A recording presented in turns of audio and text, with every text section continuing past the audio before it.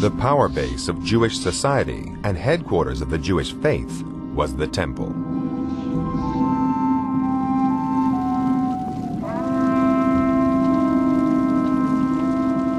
The temple was run by a caste of Jewish priests. These are the people whom Jesus takes issue with. Every day, at dawn and at dusk, they drew lots to make their sacrifice of pure white lambs to God. But according to the Gospels, Jesus believed the temple was no longer a holy place, but a den of iniquity and corruption. The temple is not only the place of worship, it's the Jewish treasury, the Jewish bank, it's the Jewish base for authority. And of course, when you have authority, you have the problem of abuse of authority.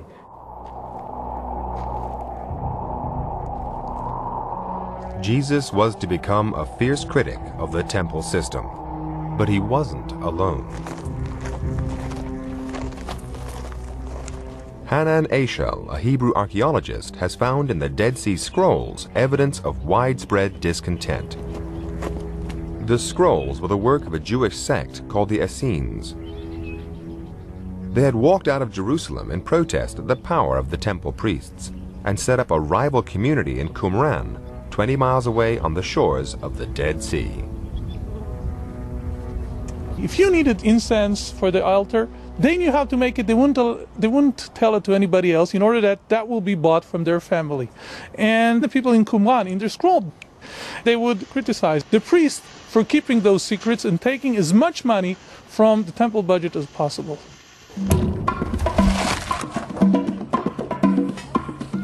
It wasn't until archaeologists dug up the streets of Jerusalem that they found how the priests spent their money. In 1967, archaeologists excavated incriminating evidence in what is now the Jewish quarter of the city. It revealed extraordinary glimpses of the lavish lifestyle enjoyed by the high priests. The area has now been redeveloped with blocks of apartments, but archaeologists had 14 years in which to excavate the area. What they found has been preserved under these buildings.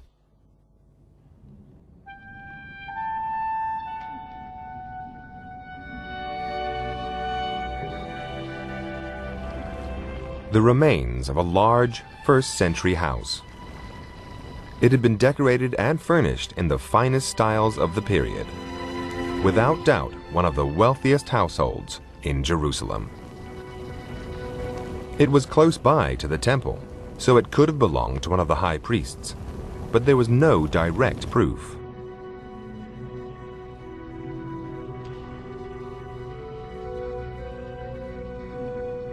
Then archaeologists found this. A few could afford their own private ritual bathroom. But this palatial house had several. That could only mean it must have belonged to one of the top priests. To make sure they never mingled with common people, the priests even had a private bridge linking their mansions to the temple.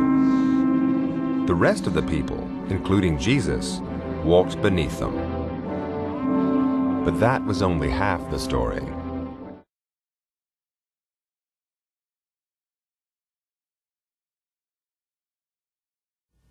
Estamos chegando, portanto, na parte final deste trabalho, e julgo eu ser esta a mais importante de todas. Assim, a sua atenção a partir de agora deve ser dobrada.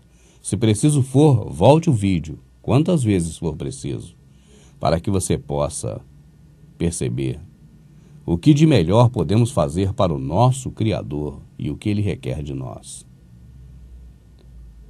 E se você, até aqui assistindo este DVD e neste final daqui para frente, puder guardar alguma coisa do que você tem visto aqui, eu peço a você encarecidamente que duas coisas você tenha como certeza absoluta.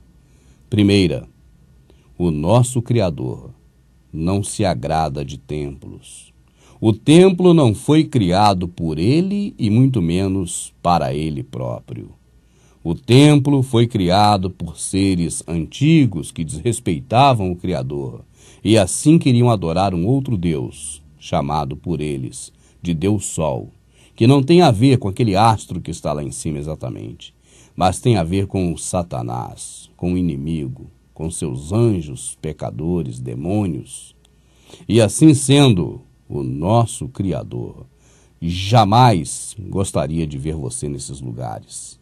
Ele não habita nesses lugares, e esses lugares definitivamente, como você viu, não foram feitos para ele. O segundo ponto que eu gostaria que você guardasse é a questão de dar alguma coisa sua para Deus. Essa filosofia implantada pelo sistema religioso é puramente diabólica. O nosso Criador jamais requereu nada de nossas mãos, muito menos dinheiro, ou que trabalhássemos para do nosso trabalho tirar uma parte do que ganhamos e entregar diretamente para seus representantes na terra, principalmente dinheiro.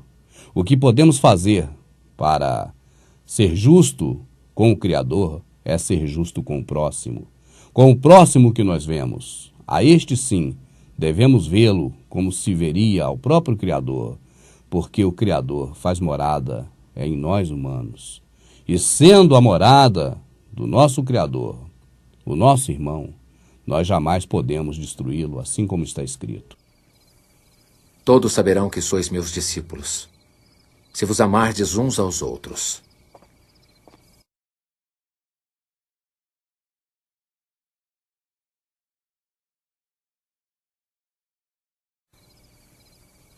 Todos saberão que sois meus discípulos, se vos amardes uns aos outros.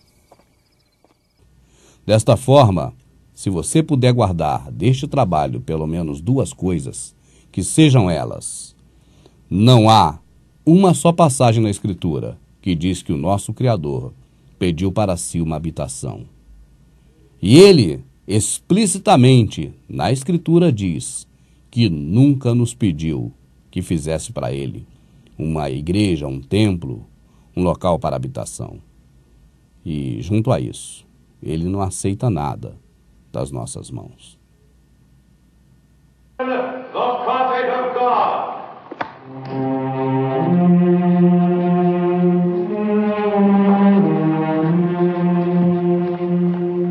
May God walk with David. It is his custom to walk with Nathan. God looks with favor on your plan to bring the Ark of the Covenant into Jerusalem. Excellent. But as to your intention of building a temple to receive the Ark, he has commanded me to say this to you. Thus speaks the Lord. Should my servant David build me a house to dwell in? For I have not dwelt in a house since the day I brought the Israelites up out of Egypt, even to this day, but ever lived in a tent.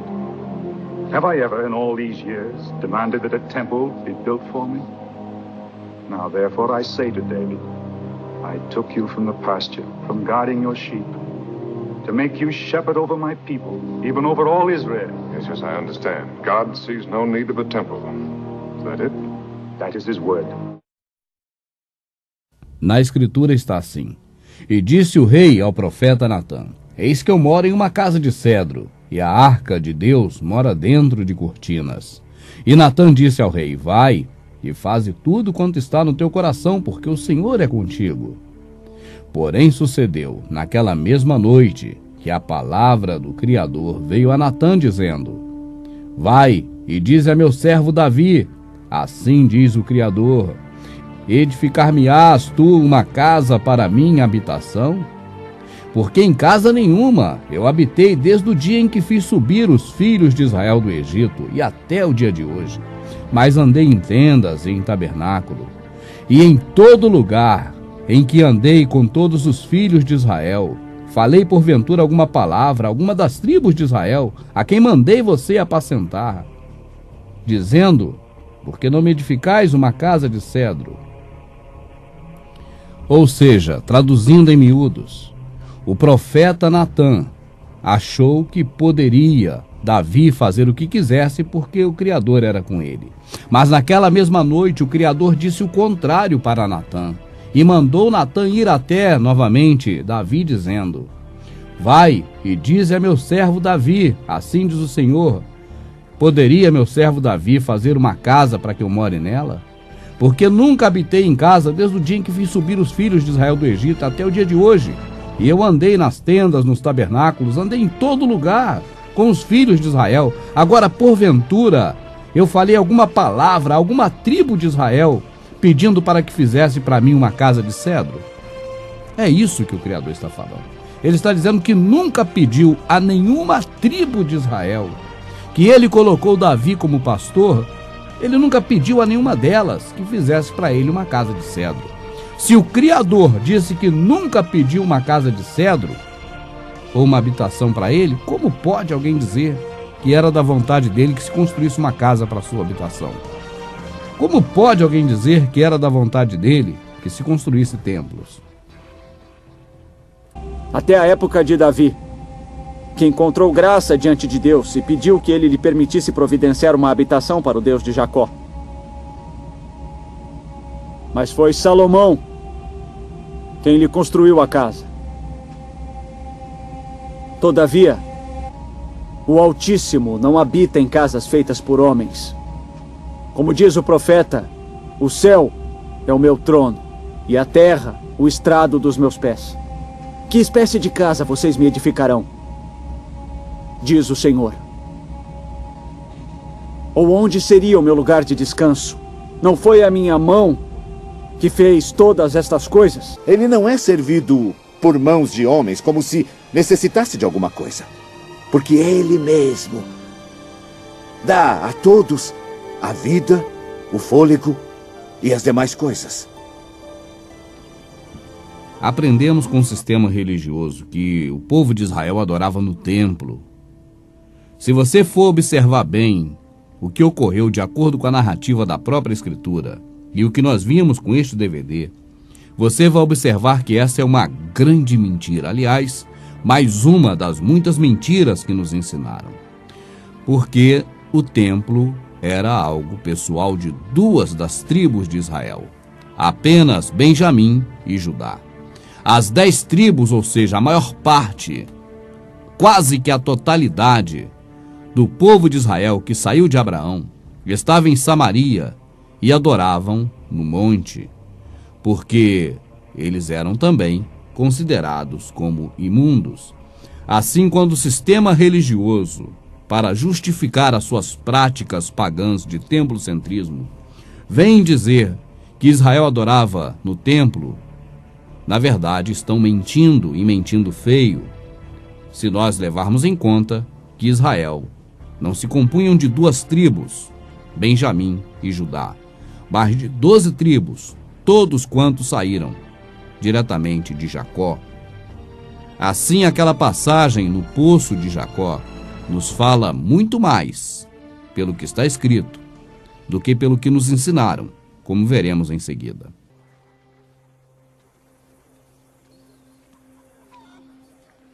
Então chegou uma mulher da Samaria para tirar água.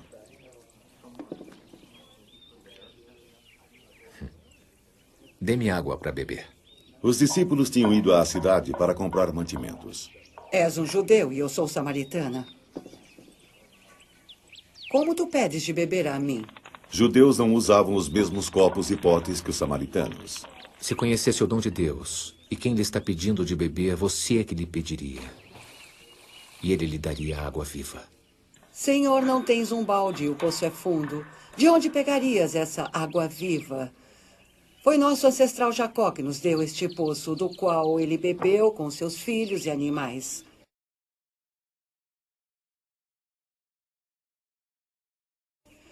Não estás dizendo ser maior do que Jacó, não é? Quem bebe dessa água terá sede de novo. Mas aquele que beber a água que eu vou lhe dar, esse nunca mais terá sede. E a água que eu lhe darei vai se tornar dentro dele uma fonte de água viva que jorra para a vida eterna. Agora presta atenção. Ela ainda não está vendo de forma espiritual. Ela só está vendo de forma física. Mas o que o Salvador está falando é: aquele que crê em mim, como dizem as Escrituras, deste fluirão rios de água viva. A minha obra é esta, que creia em mim. Fazer a obra sua em prol do Criador é crer nele, e quem crer nele tem uma fonte de água viva dentro da pessoa que crê, que jorra para a vida eterna. É crer no Salvador do jeito que ele nos ensina, beber da água que ele nos dá, e não o sistema religioso ou alguém mais. Vamos em frente, porque agora ela, de forma ainda física, pelo menos passou a se interessar pelo assunto e vai pedir dessa água. Senhor, dá-me dessa água, para que eu não tenha mais sede e nem precise vir aqui para tirar. Vá chamar seu marido e volte aqui. Eu não tenho marido. Tem razão ao dizer que não tem marido. Já teve 5 maridos e o homem com quem vive agora não é seu marido. Agora, a mulher samaritana conseguiu enxergar o lado espiritual da coisa. Neste exato momento em que o Salvador faz uma pergunta-chave para ela, os seus olhos se abrem e ela enxerga agora de forma espiritual. E eu te pergunto, o que fez essa mulher, a partir de agora, passar a enxergar de forma espiritual o que o Salvador estava falando desde o princípio da conversa? Seria um espírito de adivinhação que se apossou do Criador, do Salvador, e ele adivinhou a vida dela? Se os líderes religiosos e o sistema religioso te ensinou isso, meu amado, saiba que mais uma das inúmeras vezes, eles, enganados ou não, acabaram te enganando de novo. O Salvador está falando de forma espiritual e a mulher não está entendendo. Agora ele inverte a coisa e fala de forma física, mas a mulher entende de forma espiritual. A grande pergunta é, por quê? Antes dessa resposta, tenho outra, um tanto quanto interessante. Os líderes religiosos que te ensinaram errado essa passagem, ensinaram errado porque embarcaram no erro da Bíblia e não consultaram a Escritura. O nosso Salvador está falando para ela agora de forma material e ela entende de forma espiritual. Por quê? Porque a palavra marido, traduzida para marido, que ele utiliza, e eu quero que você pesquise para ver se não é essa a verdade, é a mesma palavra de outros deuses estranhos. E ele fala para essa mulher agora de forma física. Vai chamar seu marido. Não tenho marido. Disse bem, porque teve 5, e agora o que tem não é seu marido. E ela responde, agora sim eu sei que você é alguém especial. Agora ela abriu os olhos espirituais. Por quê? Porque ela entendeu o idioma que ela falava. Olha, ele está falando que eu tive 5 deuses diferentes, que eu adorei a este, aquele outro. Eu adorei tudo enquanto foi Deus pagão, oferecendo sacrifício nos altos. E esse homem está revelando isso. Isso é verdade. Agora, marido, eu tive, mas não é disso que ele está falando, é espiritual. E agora, porque ele falou de coisa que ela entendeu de forma espiritual e seus olhos abriram, agora a pergunta, é claro, dela não é mais no âmbito físico, mas passa a ser no âmbito espiritual. Vamos continuar assistindo e veja se não é isso. Nossos ancestrais samaritanos adoraram a Deus nesta montanha. E vocês, judeus, dizem que é em Jerusalém o lugar onde se deve adorar a Deus.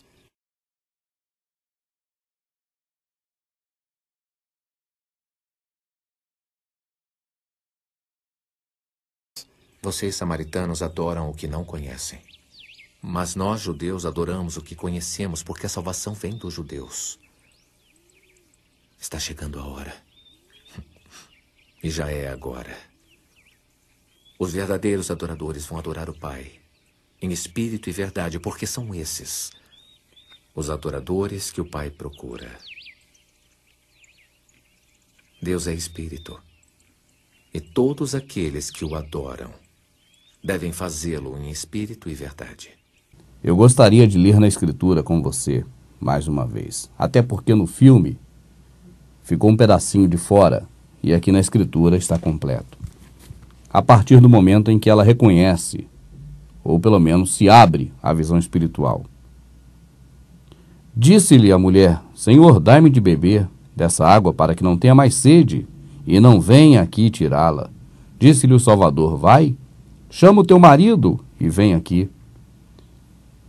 Aí ele mudou e foi para o lado físico, e agora ela enxerga de forma espiritual quando ela diz: não tenho marido?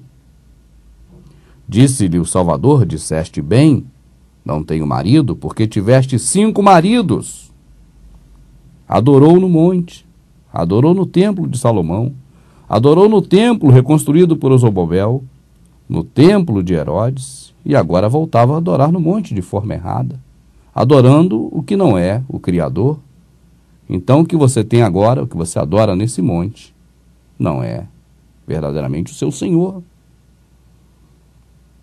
Disse-lhe a mulher: Senhor, vejo que és profeta. Nossos pais adoraram neste monte, e vós dizeis que em Jerusalém, o lugar onde se deve adorar. Jerusalém, entenda, no templo. Não era outro lugar senão no templo. Disse-lhe Jesus: mulher, acredita em mim. Vai chegar a hora em que nem neste monte, nem no templo adorareis ao Pai. No caso ele falou Jerusalém, ali era o templo. Vós adorais o que não sabeis. Nós adoramos o que sabemos, porque a salvação vem dos judeus. Vocês estão adorando o que vocês não conhecem. Agora nós sabemos o que adoramos. Existe um grupo que adora o que não sabe, e outro grupo que sabe o que adora. Mas a hora vem, e já é agora, em que os verdadeiros adoradores, chegou a hora de aparecer um terceiro grupo, os verdadeiros adoradores, não samaritanos e judeus, os verdadeiros adoradores que adorarão o Pai em espírito e em verdade, porque o Pai procura a tais que assim o adoram. Vamos lá, meu amado, o reino estava dividido desde a época de Jeroboão. De um lado, um grupo que adorava no monte, porque não tinha mais acesso ao templo. Do outro lado, o grupo que adorava no templo. E Salvador disse para aquela mulher: nem no monte e nem no templo, porque são expressões físicas que ocorrem no monte e no templo.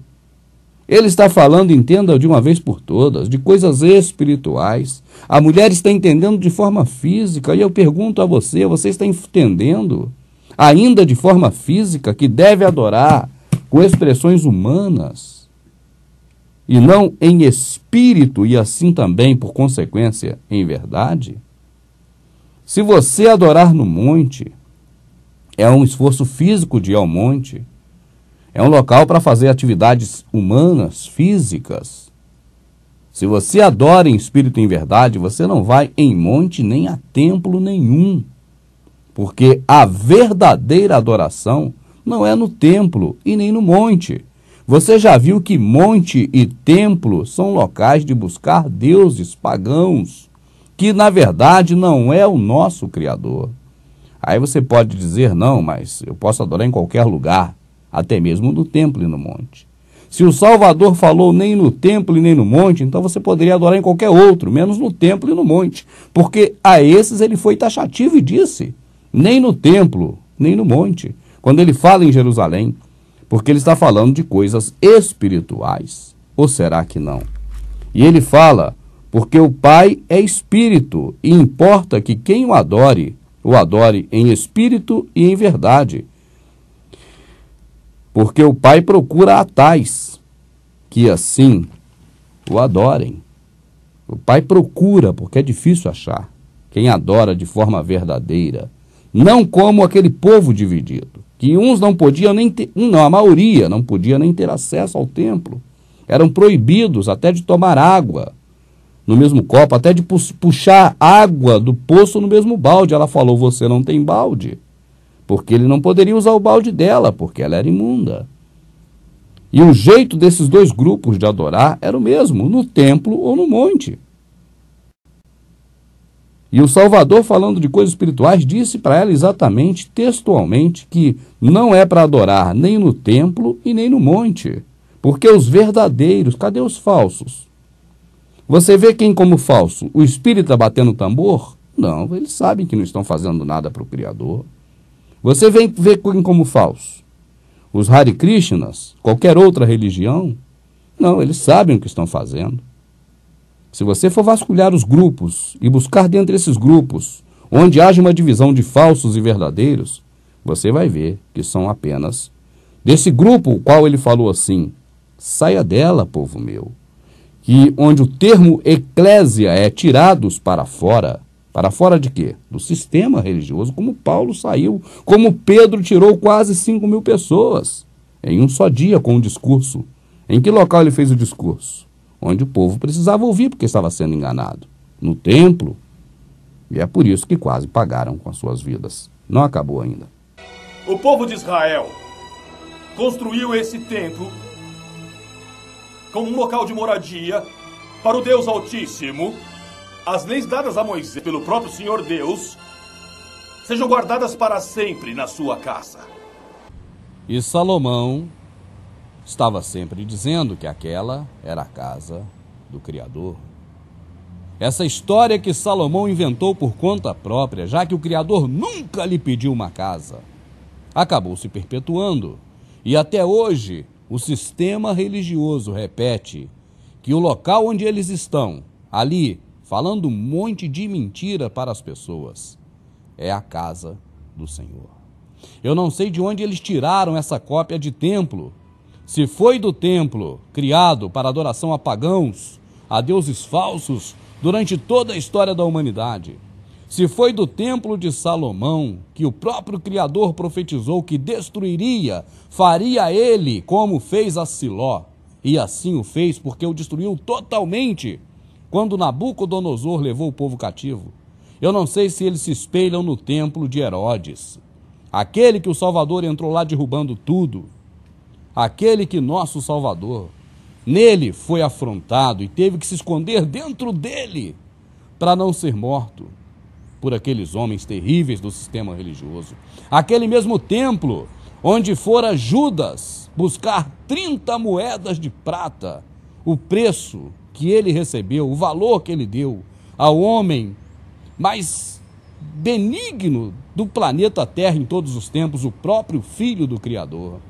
Aquele mesmo templo em que aquele cego havia sido levado para lá para ser interrogado pelos escribas que se assentavam na mesa ou na cadeira de Moisés e que tinham total prazer e honra em dizer que eram servos de Moisés, mas que o Salvador os peitou e disse: vocês não servem a Moisés. Na verdade, eles tinham usurpado o local de Moisés, sendo eles benjamitas e judeus, e não, como ordenara a lei de Moisés, levitas. O mesmo templo em que o pai e a mãe daquele cego dizia: não, isso não é verdade, eu estou fora disso, com medo de serem expulsos daquele local, porque temiam aqueles homens religiosos. Tem idade suficiente e pode falar por si mesmo. Seus pais disseram isso porque temiam as autoridades dos judeus. Porquanto já os judeus tinham resolvido que se alguém confessasse ser Jesus, o Cristo, fosse expulso da sinagoga. Este mesmo templo que o Salvador tanto pregou contra ele, que Paulo pregou contra ele, que Estevão pregou contra ele e foi apedrejado. Este mesmo templo que Herodes construíra, com intenções políticas, em fazer um bom relacionamento entre aquela comunidade servil de judeus que estavam nas mãos políticas do governo romano e que agora, através do rei, enviado justamente para convencer aqueles homens a manipular aquelas pessoas para as tornarem servis através do sistema religioso, e o qual também Herodes dava agora total liberdade para extorquir, enquanto pudesse, aquela população. Nós temos registros que, inclusive, as viúvas que deveriam estar recebendo segundo a lei de Moisés, estavam ali também convencidas a dar e dando do pouco tudo que possuía, por estar enganada por aquele sistema religioso, que cada vez mais que eu leio eu descubro mais coisas e não tenho dúvidas, pertencia exclusivamente ao Senhor deste século, ao diabo transvestido desses homens, enganadores, fazendo coisas terríveis. Eles são o próprio diabo. Enquanto as mulheres estavam a caminho, alguns dos guardas dirigiram-se à cidade e contaram aos chefes dos sacerdotes tudo o que havia acontecido. Quando os chefes dos sacerdotes se reuniram com os líderes religiosos, elaboraram um plano, deram aos soldados grande soma de dinheiro, dizendo-lhes: Vocês devem declarar o seguinte: os discípulos dele vieram à noite e furtaram o corpo, enquanto estávamos dormindo. Se isso chegar aos ouvidos do governador, nós lhe daremos explicações e livraremos vocês de qualquer problema.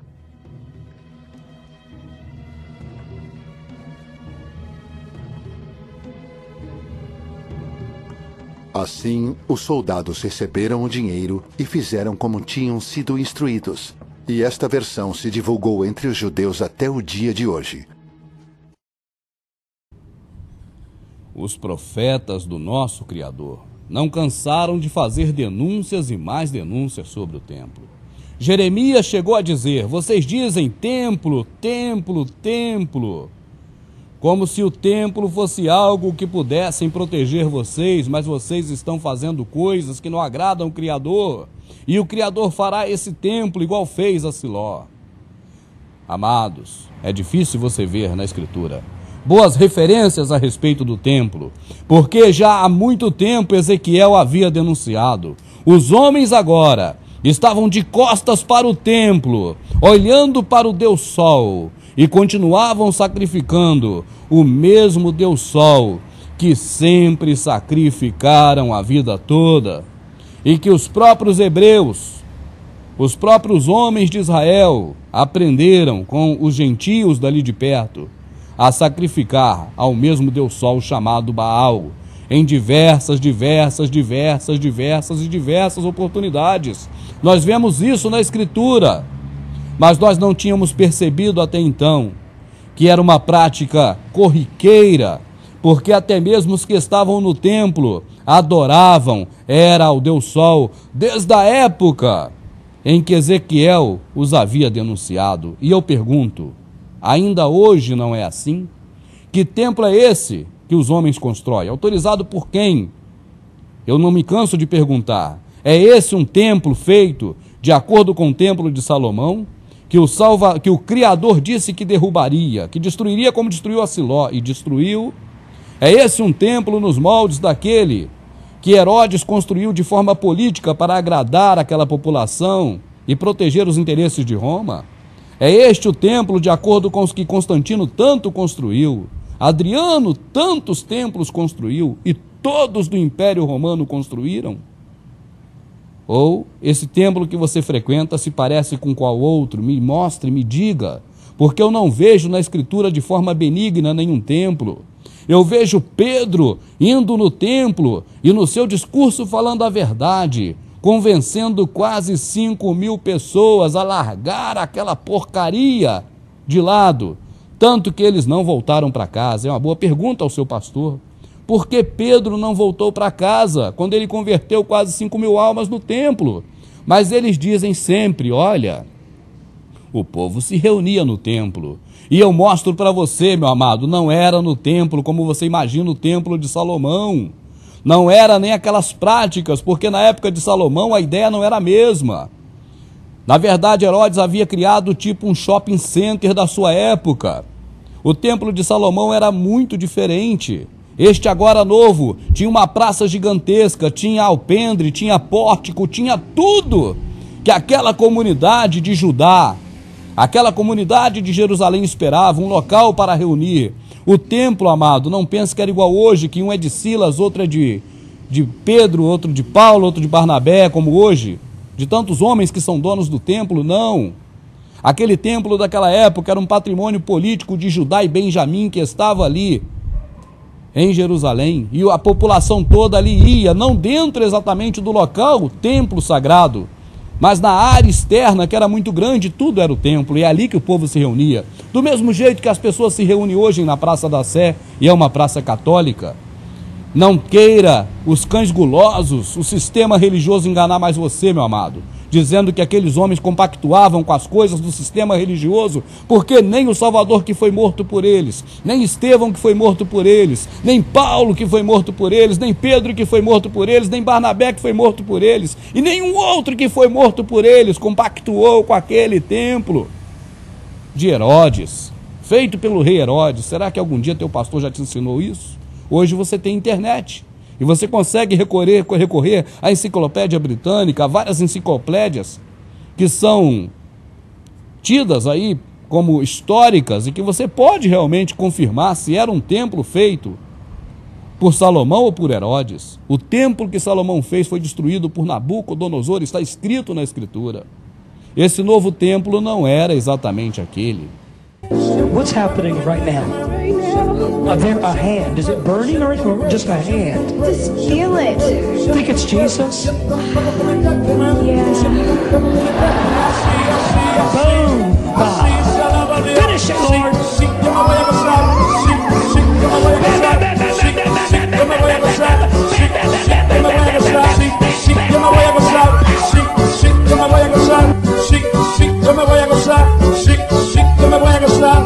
Alábale con las manos, con los pies y con la boca. Alábale con las manos, con los pies y con la boca.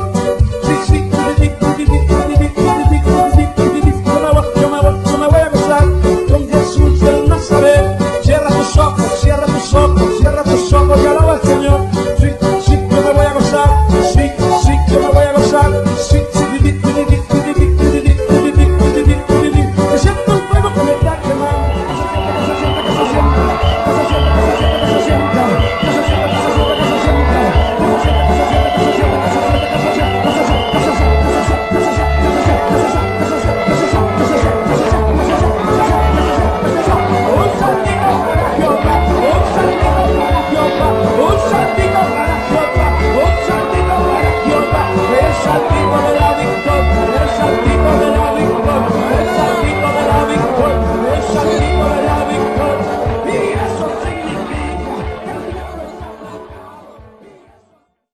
Como será que o sistema religioso acabou se tornando o que conhecemos hoje na prática?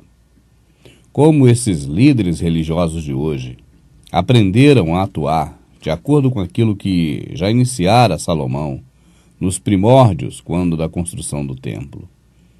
A sequência disso tudo é narrado nos DVDs que nós temos no site Verdade Oculta. Então, se você começar a observar, você verá que foi uma sequência de fatos e de atitudes de pessoas que vieram ocorrer para colaborar e fazer com que a situação ficasse como está hoje. E quando Salomão começou a dizer que aquela casa era a casa do Criador e que a obra da construção daquela casa era a obra do Criador, essa obra do Criador se perpetuou até os dias de hoje. E assim, em nome da obra do Criador, as pessoas acabam mentindo e dizendo que Deus está ali habitando naquele templo, repetindo os mesmos erros e as mesmas mentiras iniciadas por Salomão. A própria Escritura diz que o homem, por mais que queira fazer a obra de Deus, jamais ele conseguirá. Ainda que diga que fará, mesmo assim mente. Está escrito mais ou menos desta forma sobre a obra de Deus, que é impossível ao homem fazê-la. O homem, na verdade, cada um faz a sua obra, e é pela sua obra que ele será julgado. Quando nós vemos, por exemplo, uma denominação dizendo que Deus está ali naquela denominação, você liga a televisão e vê um pastor falando, ali na minha igreja Deus está operando, e de novo, outro pastor falando, olha, na minha igreja Deus está fazendo maravilhas, e esses convites para ir na casa deles mostram a você, e você só não percebe se não quiser, que cada um está, na verdade, dizendo que Deus está habitando ali. É ali que Deus está. E isso é mentira. O Criador não habita em locais feitos por mãos de homens. Assim é dito apenas para atrair você até esses locais. E ali você será extorquido de tudo que você tem. É uma prática iniciada, como você viu, há muito tempo, pelos próprios componentes do sistema religioso. Na verdade, se você ler com atenção o Novo Testamento, você verá escrito assim: porque O concerto anterior era constituído de um templo terrestre e de práticas de cultos divinos. Quando no Novo Testamento está escrito era, é claro, você sabe muito bem que não é mais. Existem 1001 textos na Escritura dizendo que você é o templo é a própria pessoa e não um local de pedra. E as pessoas dizem não, mas eu preciso me reunir com outras pessoas. Baseado em qual passagem da Escritura você vê escrito que você precisa se reunir com outras pessoas? Você gosta de se reunir com outras pessoas. Você gosta que está nessa atividade religiosa, mas é você quem gosta. O Criador nunca te pediu. Assim também, desde os primórdios, o homem começou a tentar agradar ao Criador, fazendo para ele altares.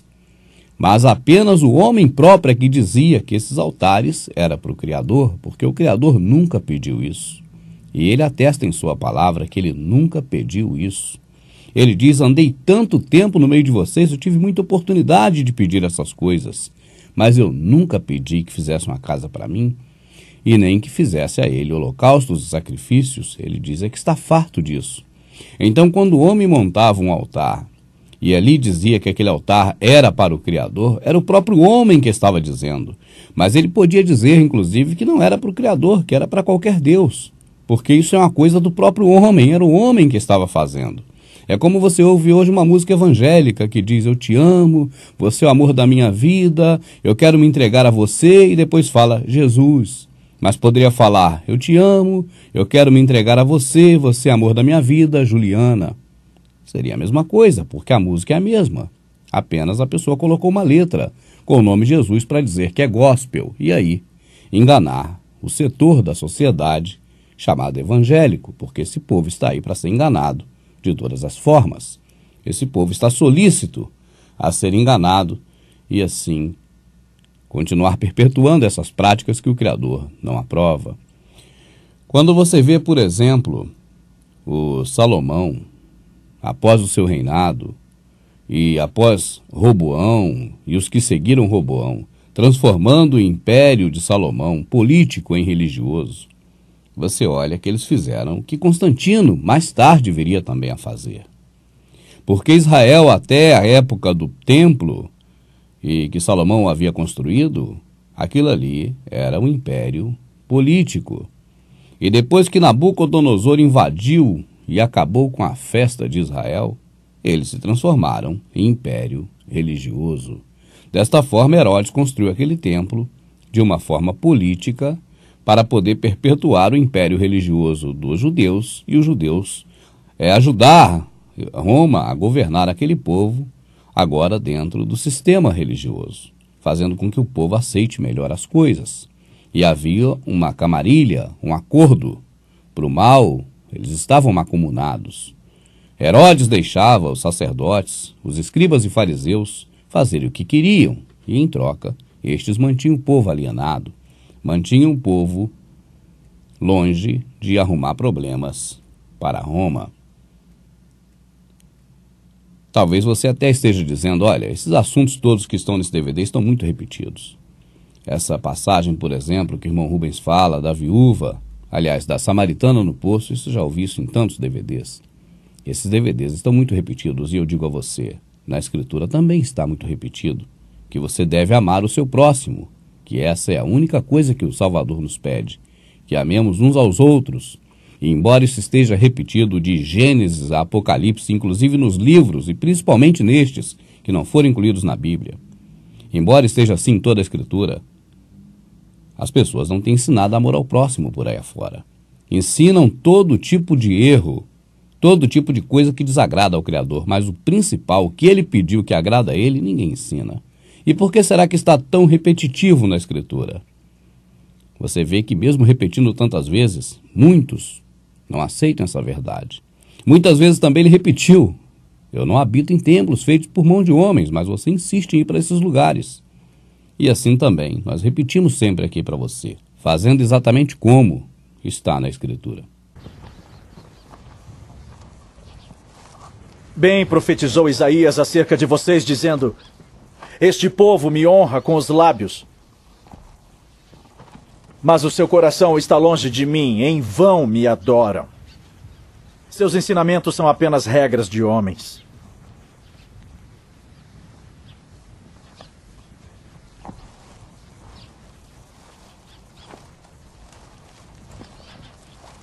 Jesus chamou para junto de si a multidão e disse: Ouçam e entendam o que sai de sua boca. Isto o torna impuro.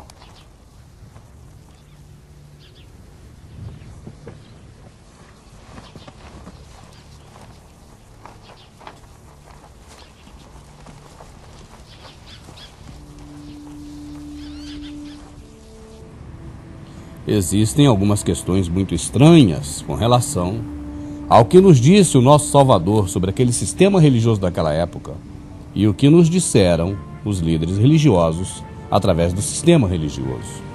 Nós observamos, por exemplo, que o templo feito por Salomão, ele foi feito à base do cedro. Era, portanto, um templo de madeira. Este templo agora novo era de mármore e ouro. Jesus had first seen the fabulous gold and marble building when he came to Jerusalem at the age of 12.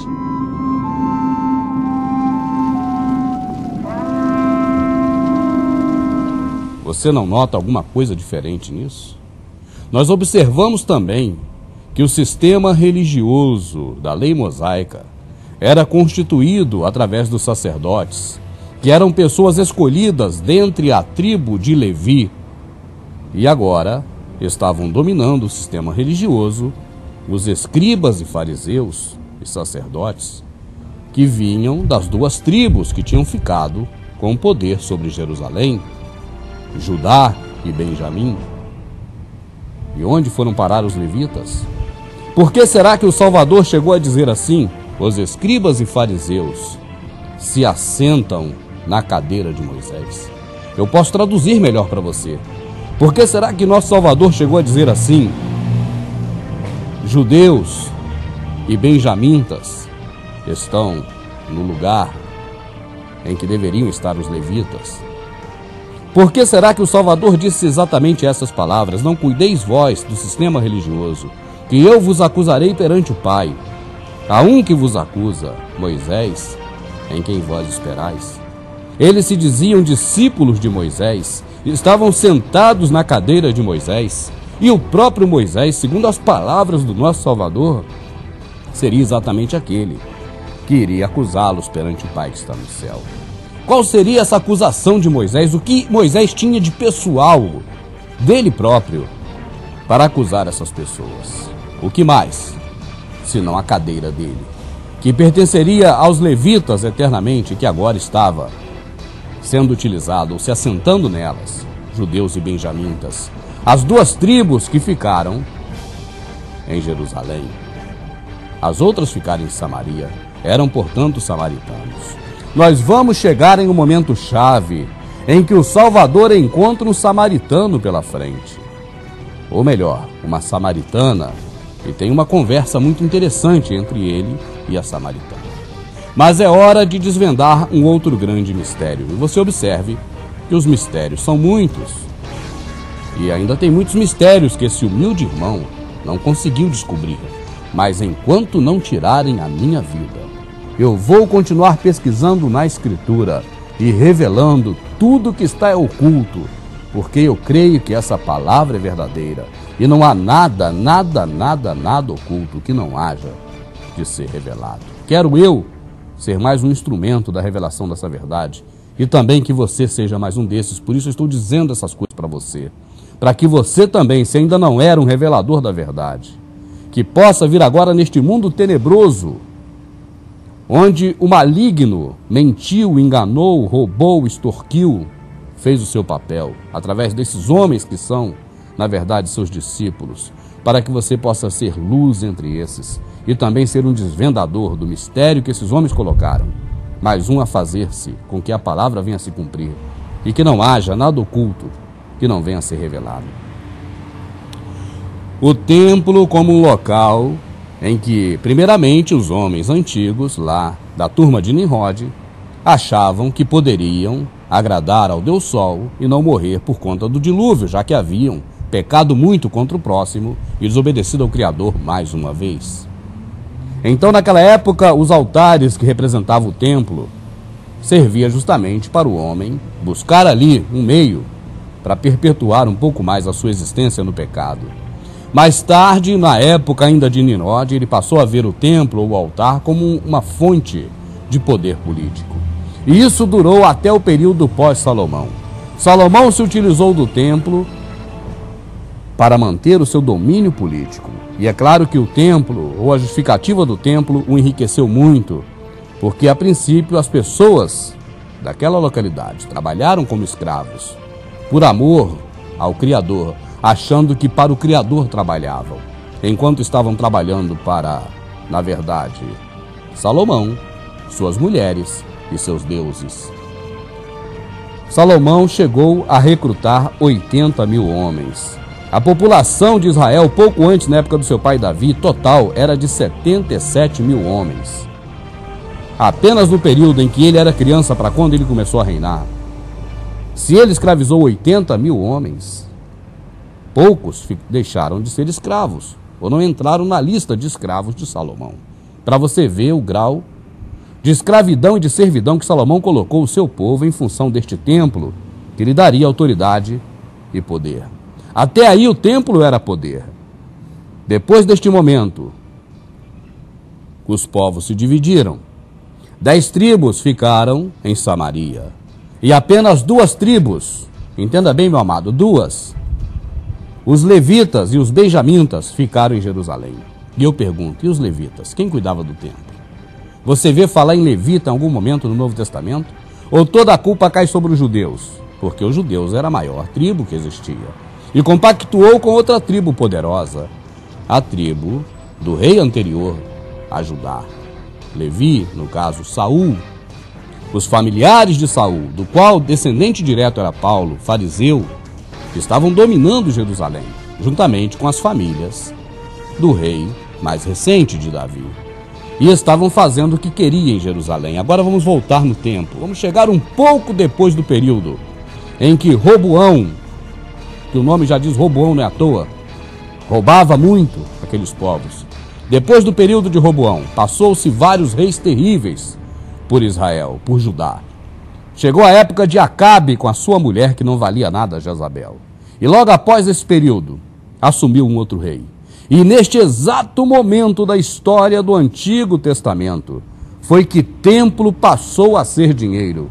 E esta fase está narrada minuciosamente, explicitamente na Escritura. E é o que vamos ler agora. Não vou dizer o capítulo nem o versículo, que você leia todo o livro de Reis, porque aí você vai ver isso que eu estou falando e vai descobrir muito mais coisas terríveis nessa leitura que você fizer do livro total de Reis, procurando essa passagem. Vamos ler. Corta, Amado, faz outro que se der erro.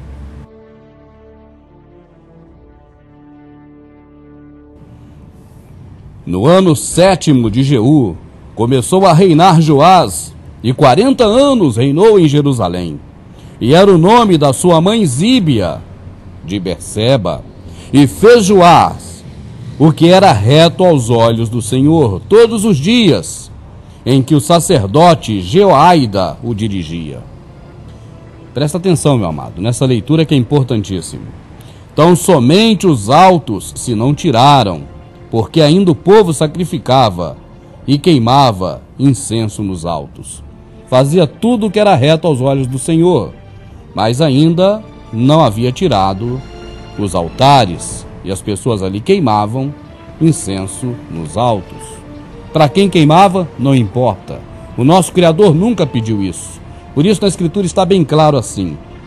Então somente os altos. Fez Joás o que era reto aos olhos do nosso Criador, todos os dias em que o sacerdote Jeoaida o dirigia.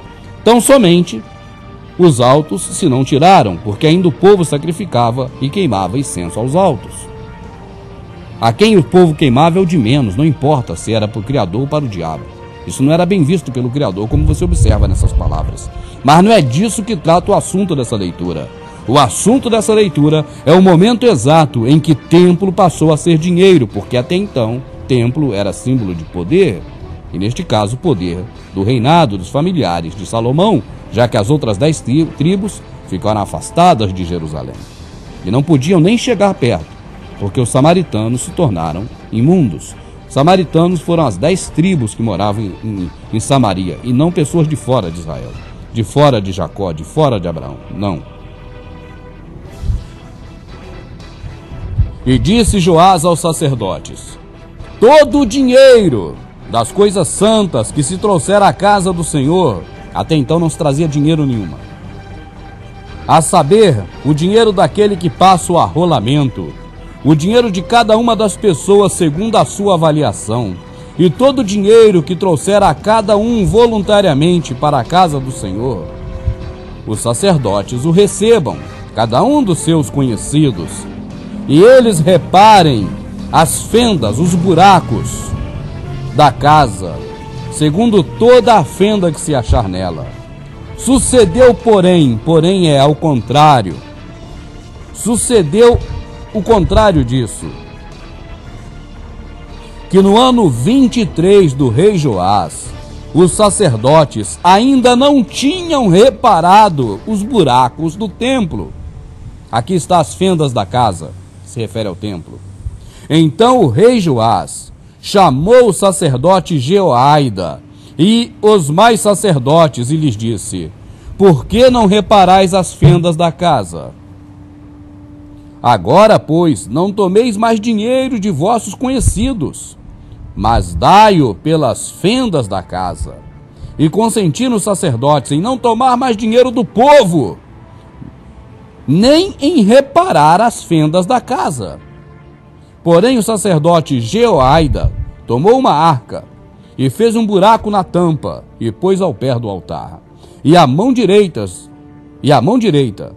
dos que entravam na casa do Senhor, e os sacerdotes que guardavam a entrada da porta, metiam ali todo o dinheiro que se trazia à casa do Senhor. Eu vou explicar o que ocorreu, você vai ler de novo se precisar na sua Bíblia, ou na escritura que está na sua Bíblia. Após a morte de Salomão, os judeus já não estavam mais seguindo diretamente o que dizia a lei de Moisés, mas estavam se utilizando daquele local para arrumar grana. As tribos que ficaram em Israel, você leia a Bíblia, por favor, antes de me xingar. Foram as tribos de Benjamim e tribo de Judá. Os levitas ficaram do outro lado. E eles assumiram o controle geral daquela casa. E aí digo por mim, pode até ser que tenham alugado ou pago de aluguel algum levita para ficar lá. Mas definitivamente os levitas não mandavam mais em nada. Quem mandava eram os judeus. E instituíram o voto de dinheiro. Voto de dinheiro pelos pecados e até contribuição livre de dinheiro. E o Salvador os denunciou por isso. Veja. Por que os seus discípulos transgridem a tradição dos líderes religiosos? Pois não lavam as mãos antes de comer. Respondeu Jesus: por que vocês quebram o mandamento de Deus por causa de sua tradição? Deus disse: honra teu pai e tua mãe. E quem amaldiçoar seu pai ou sua mãe terá que ser executado, mas vocês afirmam que se disserem a seu pai ou sua mãe: qualquer ajuda que poderiam receber de mim é oferta dedicada a Deus. Ele não é obrigado a honrar seu pai assim. Hipócritas. E era exatamente o que o Salvador estava falando com esses homens do sistema religioso da sua época. Vocês não respeitam a lei de Moisés, porque a lei de Moisés diz que quem desobedecer ou desonrar o pai e a mãe peca. Mas vocês dizem que se pagarem dinheiro pelo pecado, agora sim pode desobedecer o pai e a mãe. O Salvador denunciou esse grupo da forma que você acabou de ver nessa ilustração de Hollywood, mas que pode conferir na sua escritura que está na Bíblia. E aquele povo começou a ver dinheiro no templo. O templo era uma grande fonte de dinheiro. As pessoas poderiam então levar voluntariamente quanto quisesse para o Senhor e dar na mão deles. É por isso que você viu agora há pouco que eles ficaram riquíssimos. Tinham todo o luxo nas suas casas. E este exemplo, aqui cabe um parênteses, foi seguido também pelos impérios que sucederam. No caso, o Império Romano, com os imperadores, que também passaram a aceitar sacrifício de dinheiro, como você vê neste documentário histórico de Hollywood. Outro fato existente na religião romana era o sacrifício ao espírito guardião do imperador reinante. Os sacrifícios apareciam em forma de dinheiro, alimento ou matando um animal. E esta atitude de pedir dinheiro como sacrifício se perpetuou até os dias de hoje. Ou será que eu estou enganado? Voltando àquele templo, no momento em que ele passou a ser dinheiro, logo após a morte dos sucessores de Salomão, Roboão e todos os outros que seguiram, até este momento explícito em que estava em Israel agora, Jeoás, rei de Israel, que permitia qualquer tipo de culto religioso. Até mesmo nos altos ainda se sacrificavam. Mas ele fazia uma exigência.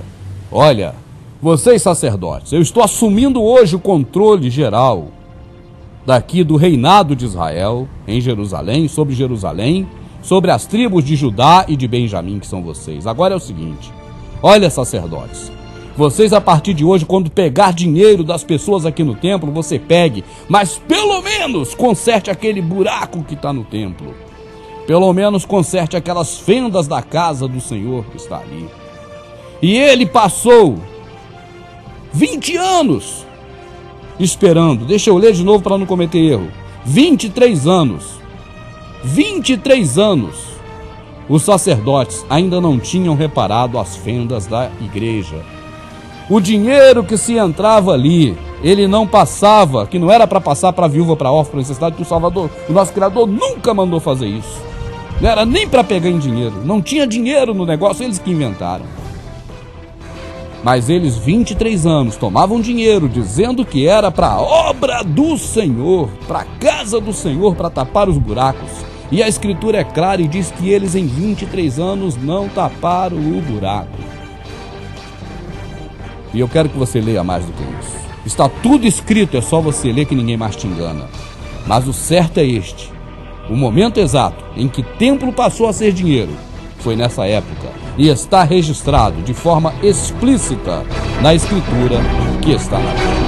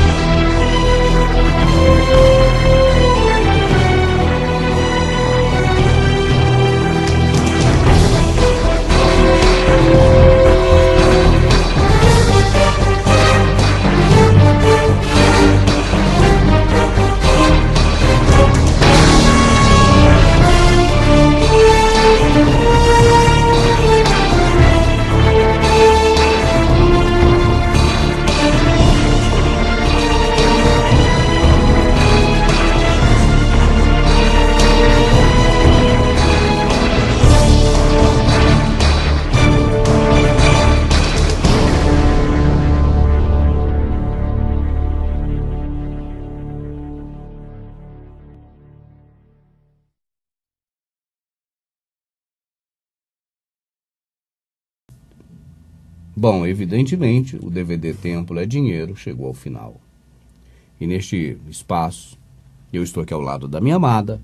Quem já acompanha nosso trabalho há algum tempo sabe que ela prefere não aparecer aqui no ar, e nós respeitamos, mas ela sempre participa também com a sua opinião aqui conosco, sobre o que foi discutido, sobre o que foi visto. E assim como fizemos no DVD número 1, estamos também agora fazendo, neste finalzinho, no encerramento do DVD número 2. E aí, amada, o que você achou aí dessa parte final do Templo é Dinheiro? Viu alguma coisa assim que a gente possa comentar, que seja interessante? Sim. Principalmente a parte lá da Samaritana, né, lá do Poço de Jacó. Sim. Não é o Poço de Jacó? É o Poço de Jacó. Jacó que cavou aquele poço. Jacó cavou inúmeros poços porque ele cuidava do rebanho do sogro dele, o Jetro?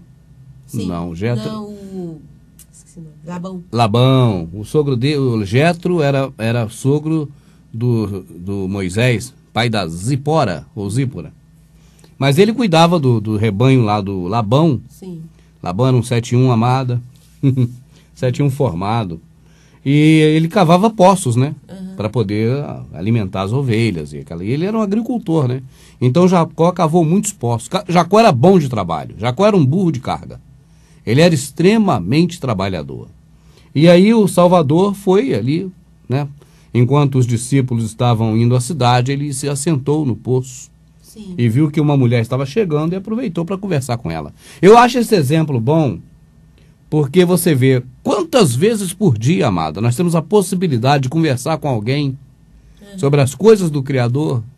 E nós preferimos, às vezes, falar de futebol, de novela, de filme, Isso é verdade. de sacanagem, de bobeira, de tanta coisa que não leva a nada, né? Sim.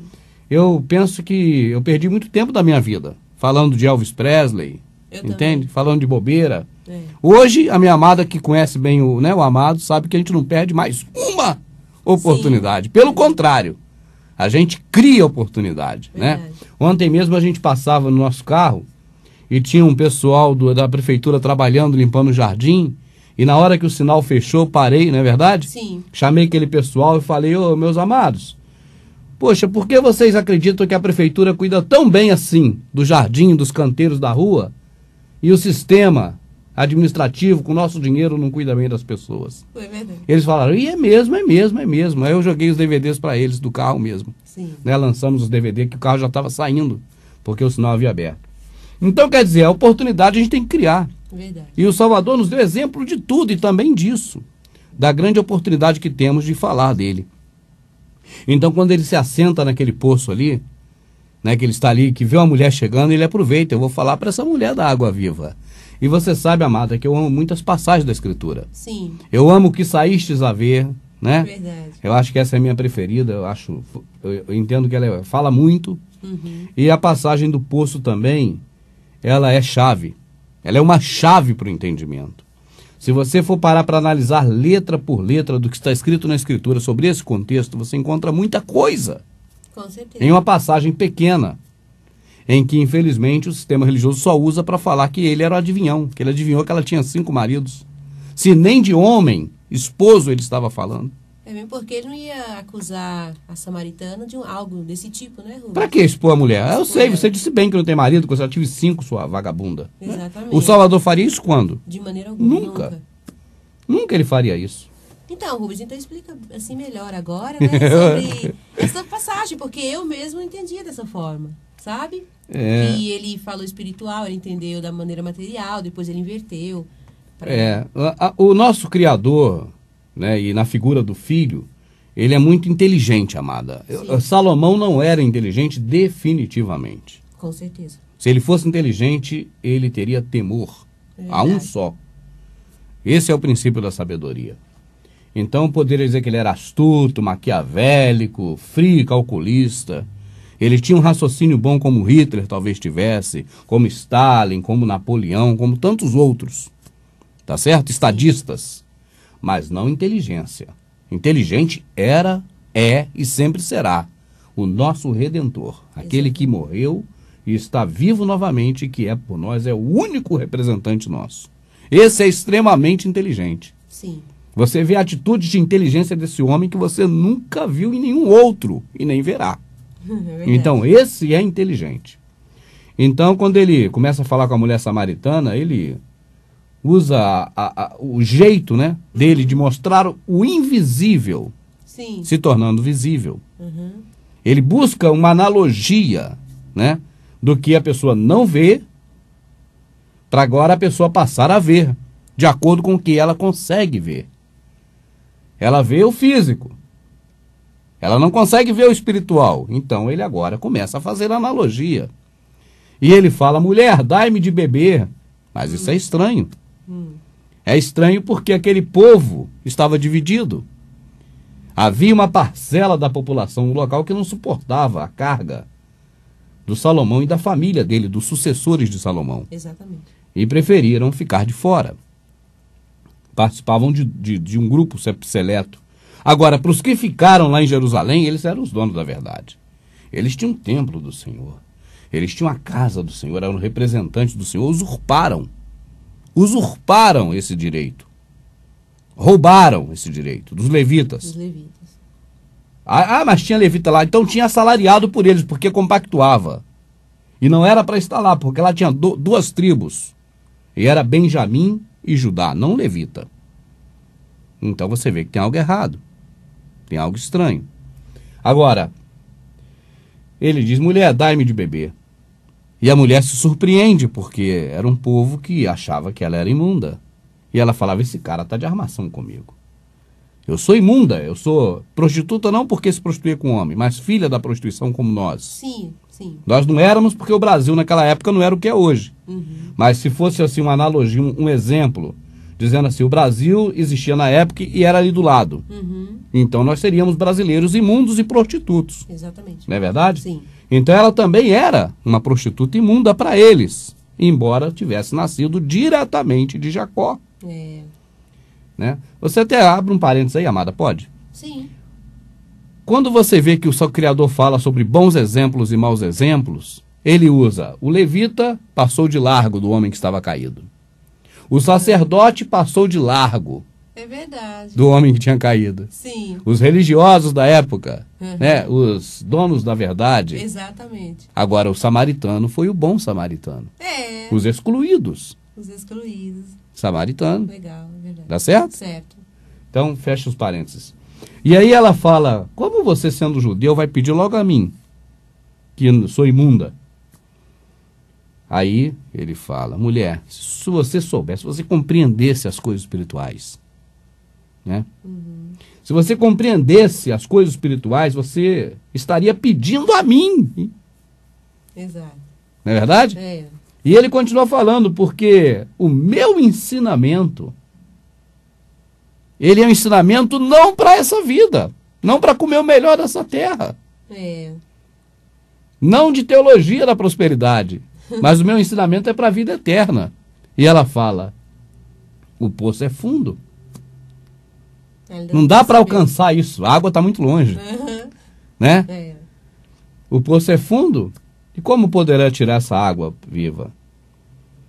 Aí ele vai e começa a falar do jeito que ela poderia entender melhor. E ele diz uma palavra que tocou nela. Vai lá. Não, acho que ela fala alguma coisa antes para ele ainda. Ah, sim, ele fala, o ensinamento que eu dou não é coisa para esse mundo, é para a vida futura, para a vida eterna. O ensinamento meu que eu dou, a minha água. Aí ela fala, então eu quero da tua água. Ela pediu. Sim. Então, moço, me dá do seu ensinamento, né? Sim. Porque eu não quero mais ficar sofrendo, tirando água do poço. Ela comparou com Jacó, que ele tinha feito aquele poço para eles tirarem água, né? Exatamente. Né? Que o Salvador tinha falado que ele tinha água viva. Né? Exatamente. Os ensinamentos que ela tinha espirituais tinham vindo de Jacó. Entende? Que eu estou falando aqui, a minha amada tem percebido em você também, que nós estamos falando o lado espiritual da coisa. A linguagem espiritual, né? Que o Salvador estava ensinando. Então ela fala, então agora eu quero aprender de você. Mas ela não está enxergando isso. Mas a conversa é essa. Sim. Porque você está me trazendo um ensinamento que não é para esse mundo. Porque esse mundo eu estou cansado de vir no poço pegar água. É. Você está me trazendo um ensinamento da vida eterna de felicidade. Exatamente. Aí eu quero agora beber essa água. Aí ele fala, mulher, então vai e chama teu marido. Aí ele mudou. Ele foi pro físico. Sim. Chama teu marido. Marido, qual é a palavra marido, amada? Senhor. Senhor. E Senhor significa o quê? Baal. Baal, Deus Sol. Exato. Então quando você lê na Bíblia manipulada, a Bíblia podre, e aí você sabe por que eu digo que ela é podre. Não estou falando da Escritura. Eu estou falando daquela que Constantino, esses capetas, diabos, satanás fizeram. Constantino, Jerônimo, esses caras todos. Sim. Colocaram a palavra ali, Senhor, exato. Tá certo? Que significa marido, que é o Deus Sol. Então é a mesma coisa aqui, num exemplo bem assim, simples, amada, para que a pessoa não fique perdida. Vamos dizer assim, ô Juquinha, meu filho Juquinha, de 6 anos, desce aí dessa mangueira, Juquinha. Eu já te falei, Juquinha, desce da mangueira, olha a mangueira, Juquinha. Tá chovendo, você vai escorregar daí, vai cair, Juquinha. Não brinca com a mangueira, você vai se molhar, Juquinha. Você não tá vendo que você vai se molhar na mangueira? E aí, amada, que mangueira é essa? É a árvore ou é a mangueira de jogar água? Ela tá falando da árvore. É da árvore, mas daqui a pouco eu falei que ele ia se molhar na mangueira. Já tô falando da água. Da água, e ele acha que é a mangueira. Que pode pensar que é a mangueira e pode pensar que é a água, por quê? Porque a palavra é a mesma. Sim. Você tem a mangueira, pé de fruta, e tem a mangueira de jogar água na planta. Sim. Então você reparou muito bem que dá para entender duas coisas. Sim. Da mesma forma, quando você fala marido, o Salvador estava falando para ela a mesma palavra, dizendo, vai lá e chama o seu Deus. Uhum. Não é verdade? Exato. Ele falou marido, homem, ela entendeu. Ele falou mangueira, fruta, árvore. Ela entendeu mangueira, borracha. Sim. Porque o que ele queria dizer para ela era mangueira, borracha mesmo. Sim. Então ele falou marido, homem, físico. E ela entendeu o marido como o Senhor dela, o Deus dela. E aí não tem marido, aí ele disseste bem. Você teve 5 deuses diferentes que você adorou. E hoje esse que você está adorando, que não é da água que eu estou te dando, é da água que Jacó está te dando. A tradição antiga de adoração. Jacó não falou, amada. Se for comigo, você será meu Deus. Sim. E não sentiu o desejo de adorar a Deus do jeito que os povos adoravam antigamente? Exatamente. Esse tipo de adoração, amado, é assim, ó. Eu estou aqui com incenso. Eu vou jogar incenso aqui. Eu sou do cão, do capeta. Eu vou jogar esse incenso aqui para Astarote. Tá certo? Sim. Olha, eu sou do diabo. Eu vou jogar esse incenso aqui agora para Moloque.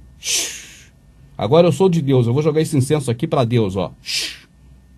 A prática é a mesma. Entendi. É o que eu estou falando a vida toda. Não é uma prática diferente para um e para outro. Essas práticas são as mesmas. Você pode dizer que é para Deus, que é para o diabo, que é para Moloque, que é para Sol, que é para a Lua, que é para o céu, que é para qualquer coisa, amado. A prática que está errada. A prática é que está errada, não é isso que ele pediu. Sim. No começo desse DVD, do DVD primeiro, aparece bem assim, ó.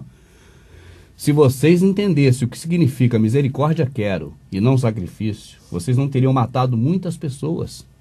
Logo no início do DVD, é o Salvador falando. Se você compreendesse o que significa misericórdia quero e não sacrifício, tá certo? Por quê? Porque aquelas pessoas que aprenderam as coisas com o sistema religioso da época, aprenderam não como agradar ao Criador. Aprenderam práticas terríveis. E aí, na Samaritana, quando ele fala do marido, agora os olhos dela se abriram. Agora que ela viu que ele está falando de deuses. Aí a pergunta dela agora é material, física ou espiritual? Agora é espiritual. Por que agora a mulher faz uma pergunta espiritual, amada? Não seria porque agora ela enxergou a coisa espiritualmente? Sim. Agora ela teve uma visão aberta para o lado espiritual. E agora a pergunta dela é espiritual. Sim. Ela fala, agora ela está interessada. Ela está interessada em quem? Beber da água que ele está dando. É verdade. Tá certo? Entende? Entendo. Aquele que crê em mim. A palavra crê é a mesma palavra que obra. Não é que a palavra significa a mesma coisa. Mas se você trocar toda vez que tem crê pela palavra obra, você vê que encaixa perfeitamente. Porque ele fala, a obra é esta, que creia em mim. É verdade. Então, toda vez que você vê a palavra crer, pode trocar por obra na tua cabeça que dá certo. Tá certo? Então ele vai usar agora essa palavra crer. Do mesmo jeito que ele usou. Aquele que crê em mim, do seu interior fluirão rios de água viva. De água viva. Os ensinamentos de quem crê nele, como diz a Escritura, Sim. que é a obra da pessoa. Eu estou aqui fazendo esse trabalho aqui, essa é minha obra. Essa não é obra de Deus. Exatamente. Eu jamais peço a você dinheiro para a obra de Deus, nem para a minha. Tá certo? A minha é minha. Como é que eu vou pedir para a minha? Então não é minha. Exatamente. Né? E a de Deus não tem como fazer. Exato. Então, quando os discípulos perguntaram qual é a obra de Deus, ele disse qual é. A obra de Deus é crer nele. No Filho. No Filho. Tá certo? Então, quando ele fala para a mulher samaritana, ele volta a falar isso. Vamos ler, porque acho que é melhor a gente ler, amada. Nossos pais adoraram neste monte. Aí o interesse dela agora, amada, é fazer o quê? Adorar. Por que ela fala em adoração se o assunto é marido e mulher? E prostituição, talvez. É verdade. É porque o assunto não é marido e mulher, prostituição, relacionamento homem-mulher, não. Ela já viu que não era disso. Não, a bolha dela abriu, é espiritual. Não tinha nada a ver ela falar agora ela vai beber da água dele. É ele que está dando a água para ela, amada. Que maravilha. nossos pais adoraram neste monte, e vós dizeis que é em Jerusalém o lugar onde se deve adorar. Quando ela falou vós, é porque ele é judeu, então ela se referiu aos judeus. Aos judeus. Não exatamente a pessoa dele. Entendi. Mas a representatividade dele ali por ser judeu. Sim. Disse-lhe o Salvador: mulher, crê-me que a hora vem em que nem neste monte, nem em Jerusalém adorareis o Pai. Ele pede para crer nele. Olha, lê de novo esse pedacinho. Disse-lhe o Salvador: mulher, crer-me. Creia em mim. Exatamente. Creia em mim, faça a minha obra. Crer nele. Quer crer nele? Exato. É o que a gente pode fazer por ele. Então ele falou, mulher, faz a minha obra. Exatamente. Crê em mim. Entende? Entendo. Essa é a obra. Entendo e é maravilhoso. Creia em mim. Por que ele fala creia em mim? Entende? Isso não é à toa. Porque se ela crer nele, vai fluir rios de água viva do interior dela para as pessoas. Ela vai falar a verdade para as pessoas. É verdade. Não vai ficar iludindo os outros a troco de dinheiro. Montando templo, montando rebanho, montando ovelha. Depois vai ficar tudo por aí. Essa pessoa vai ficar prejudicada no julgamento final. Vamos. Disse-lhe o Salvador: mulher, crê-me que a hora vem em que nem neste monte, nem em Jerusalém adorareis ao Pai. É o que eu bato na tecla, amado. Eu não posso falar isso sem bater na tecla. Chega pro filho e fala, meu filho, você quer ir passear, quer ir no zoológico? Eu sei, você tá querendo ir no zoológico. Você já falou para mim também que além do zoológico, você quer visitar um museu. Mas eu te digo, você não vai nem no zoológico e nem no museu. Acaso você deixou o filho ir no zoológico ou no museu? É o caso dele. Nem no templo e nem no monte. Nem como samaritano, sim, bebendo da água de Jacó, tá certo? Sim. Do poço que Jacó cavou, dos ensinamentos religiosos de Jacó. Entendo. E muito menos, e aí digo eu muito menos, não ele, sim, do templo, onde só havia roubo, ladroagem e enganação, usurparam a cadeira de Levi, era tudo os capeta. Vós adorais o que não sabeis, nós adoramos o que sabemos, porque a salvação vem dos judeus. A salvação que vem dos judeus, amado, não é do povo judeu, não é ele próprio que vem dos judeus, ele é judeu, a salvação vem dele próprio. Porque quando ele fala nós adoramos, ele está falando dele. Ele, esse nós aí, ele não está falando nós, todo mundo, não, ele fala ele. Ele sabe o que adora. Não adorava, não, ele sabe como adora, é ele próprio. Mas a hora vem, e agora em que os verdadeiros adoradores adorarão o Pai em espírito e em verdade, porque o Pai procura tais que assim o adorem. Quando ele fala a hora já chegou, é porque era aquele período de transição da lei para a graça, né? Sim. Então a lei de Moisés, ela tinha validade. Sim. Embora os judeus e aquele povo lá que estava lá misturado não honrava nada, desobedecia tudo. É verdade. Né? Sim. Mas a lei estava valendo. E ele cumpriu tudo. E ele cumpriu a lei. Então, neste momento, era um momento de transição. Por isso que ele fala, a hora vem, já é a hora. Porque faltava poucos dias ali para ele morrer. Entendo. Era aquele momento mesmo, em que agora não teria mais prática nenhuma que Moisés instituiu. As práticas de Moisés ficaram para trás. Então, agora surgem os que adoram de verdade. Porque antes não era de verdade. Porque se ele fala que agora a hora vem que verdadeiros adoradores, então... Exato. Por que não era? Porque eles faziam práticas religiosas inspiradas em Nimrod. E nos reinos que sucederam, de altares, de incenso, de queimar, de oblações, aquilo que Isaías condenou logo no primeiro capítulo, logo na primeira parte do livro de Isaías. Sim. Ele condenou de cara.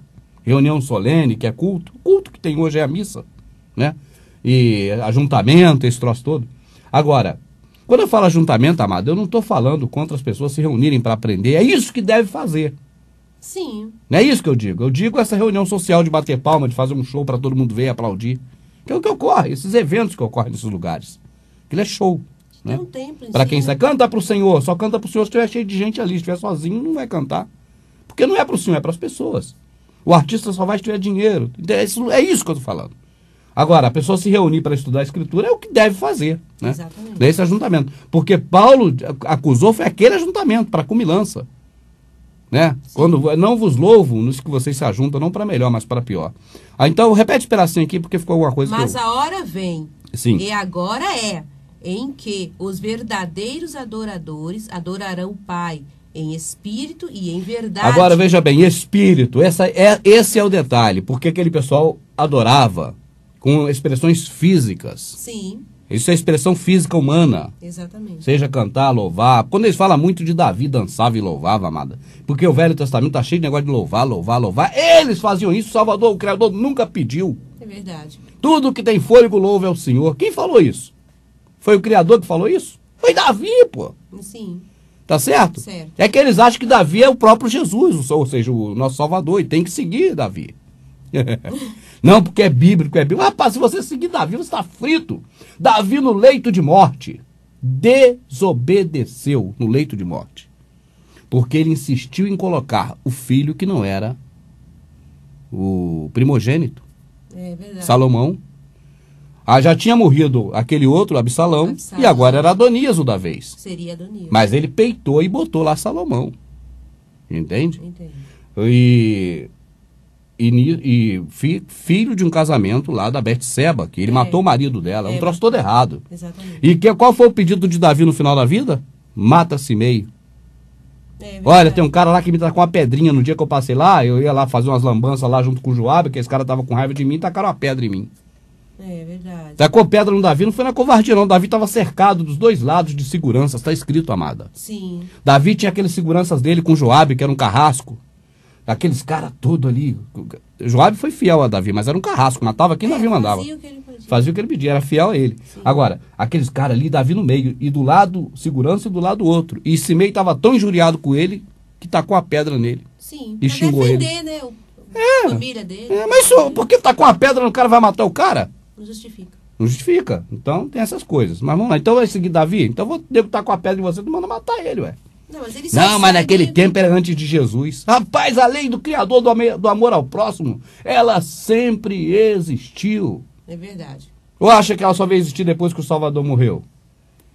Davi não obedecia, como ninguém obedeceu como Salvador. Davi foi um cara bom, talvez tenha sido. Não é isso que está falando. Fala assim, obedecer ao Criador, só o Salvador obedeceu. É a Ele que temos que nos espelhar, é nele, seguir é Ele. O resto errou por um lado, acertou por outro. Mas nós não podemos segui-lo, porque senão nós vamos acertar e errar. Exatamente. Né? Aí vai falar, não, porque tem que louvar o Criador, porque todos os que têm fôlego louvam a Ele. E é bíblico, mas não foi o Salvador que falou, não foi o Criador que falou isso. O mal, amado, é que o sistema religioso ensinou assim, o que é bíblico é para fazer. Tipo assim, o que está escrito, tudo que está escrito na Bíblia é porque o Criador que falou e isso é para fazer. Exatamente. Aí diz é bíblico, mas isso não é o tema aqui. Outra hora nós vamos fazer um DVD só é bíblico. Vamos, amada. E o Criador é espírito, e importa que os que o adoram, o adorem em espírito e em verdade. A mulher disse-lhe, eu sei que o Messias... Quando vier, aí acabou. Então, amada, essa questão da mulher, nós já falamos tantas vezes isso, eu creio que a pessoa pode agora, com o Espírito Santo, buscar mais e mais, que cada vez vai ter mais informações sobre esse assunto. Assim eu não consigo uma definição, porque eles creem, amado, em coisas absurdíssimas. Por exemplo, olha, Herodes mandou matar as crianças de 2 anos para baixo, porque queria matar o filho de Maria e José, o nosso Salvador. Ele é bom ou ruim, Herodes? Ruim. Agora, por que será que ele fez um templo para esse povo?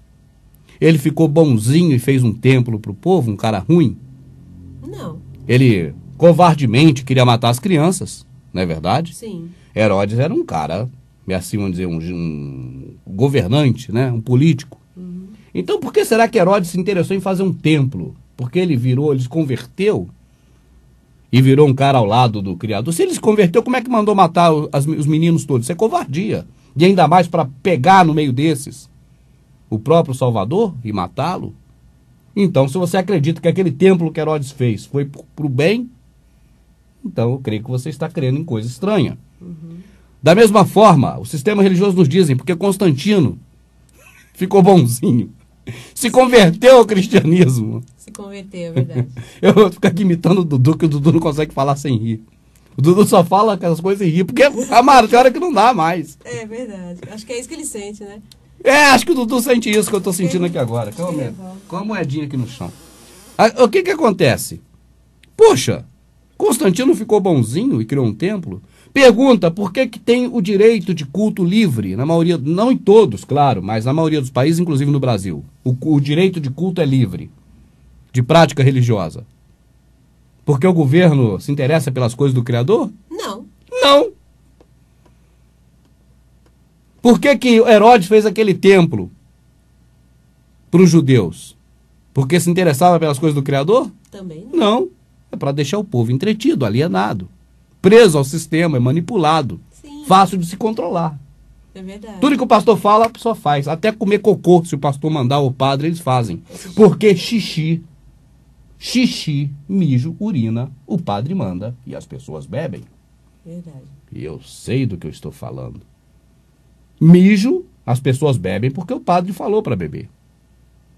Agora, cocô aqui eu não vou afirmar, mas eu penso que se o padre ou o pastor mandar comer, a pessoa vai comer também. Entende? Então é um povo fácil de controlar. Assim, o governo, o que mais faz é liberdade de culto. Você fica livre também de impostos. Tanto ao ponto, amada, que a própria Globo, nos anos 70, colocou Hélio Costa, um dos repórteres mais caros do mundo, na época, para fazer uma reportagem que ocupou todo o programa da Globo, do Fantástico, incentivando o povo, o brasileiro, a montar um programa de televisão para falar do Evangelho. Nos anos 70, Hélio Costa apresentou um programa que era uma propaganda imensa sobre o recurso financeiro que se adquire montando um programa na televisão. Ele chamou de Pastores Eletrônicos e Igreja Eletrônica, ou Templo Eletrônico. E aquilo foi minuciosamente feito, explicando detalhes por detalhes de como a pessoa agora embarcar no Brasil também na nova moda americana. Do Jimmy Swaggart, do Billy Graham, aqueles caras todos, que era colocar uma igreja na televisão, um programa de televisão, como tem hoje, você vê um monte aí. É verdade. Aí nessa época os brasileiros tudo embarcaram no programa de televisão religioso, a Igreja Eletrônica. Por que a Globo fez isso? Porque a Globo ficou boazinha e quer ver pregar o Evangelho? Igual Constantino, igual Herodes? Não. É porque fazia parte da agenda global. É verdade. Era hora desse salto. E aqui no Brasil precisava do empurrão. Alguém tinha que divulgar. E Hélio Costa divulgou na Globo. E hoje o que mais tem são igrejas eletrônicas. No rádio e na TV. No rádio e na TV. Foi o que ele falou. Dá muito mais dinheiro. Ele explicou tudo. O programa está na internet. Quem quiser assistir, pode pegar na internet e assistir o programa todo do Hélio Costa. Um horário caríssimo na televisão que a Globo dispensou em favor dos Illuminati para fazer o brasileiro agora, que tinha um poder aquisitivo já melhor um pouquinho, pagar horário na TV. E aí expandir aqui a religiosidade. Porque a Globo quer o bem da... Não, é porque era hora de uma forma maior ainda de alienar o povo. De botar o povo religioso condicionado a acreditar em tudo que eles dizem e ficar na mão do sistema. Porque o povo que fica manipulado na religião é o que melhor se enquadra dentro do sistema. Esse aí é mais servil, esse aí crê mais nas coisas, entende? Acredita em tudo. Esse aí não questiona nada, esse aí acha que o pastor é muito mais poderoso que o presidente, e ele é ungido do Senhor, não pode tocar nele. E aí esse aí fica com um respaldo muito maior para controlar o gado. Então o sistema quer isso, por isso incentiva, né? O que mais a gente pode ver daí desse DVD, amada? Tem mais alguma coisa ou não? Fala? Não. Então, se não tem, vamos fechar. E só para dar um detalhe final sobre a questão desse incentivo à religiosidade, a Bíblia é o livro mais vendido, é o maior best-seller de todos os tempos. Eu pergunto, se fosse a escritura genuína, aquela que eles proibiram ser reproduzida, aquela que eles queimaram, aquelas que eles confiscaram tudo, né? Se fosse ela, será que teria esse incentivo como teve para ser o mais vendido do mundo? É bom você pesquisar. É bom você analisar para ver se cabe. Bom, amados, o DVD está fechado. Nosso comentário também. Eu agradeço a minha amada Elaine. Obrigado. De nada. E a você também por ter assistido aqui conosco. Muito mais coisas teríamos para dizer, mas não tem como a gente em um DVD só falar tudo. Por isso eu digo a você que continue sempre prestigiando. E nos próximos DVDs traremos também temas como este. Muito obrigado por tudo e fique então com o nosso Criador. Continue com ele, aliás.